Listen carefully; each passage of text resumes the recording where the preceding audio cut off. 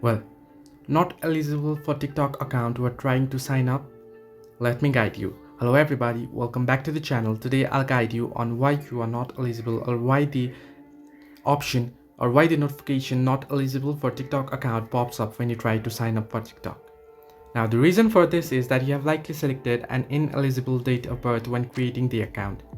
Did you know that TikTok doesn't let you create an account if you are not over 13 years old?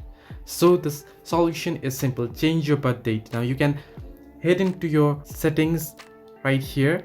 You can scroll down the notification bar, tap on the settings icon on the top right corner of your screen, and then scroll down, head into apps and go into TikTok. I'll just search for it quickly here.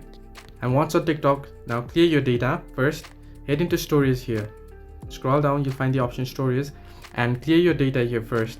And then open up the TikTok app again. And while signing in, while you choose your date of birth, make sure you choose a date of birth which is above 13 plus, because you need to be 13 plus to be eligible for the app. Hope this helped. Do like and subscribe, and do not forget to leave a comment down below if you have any further issues.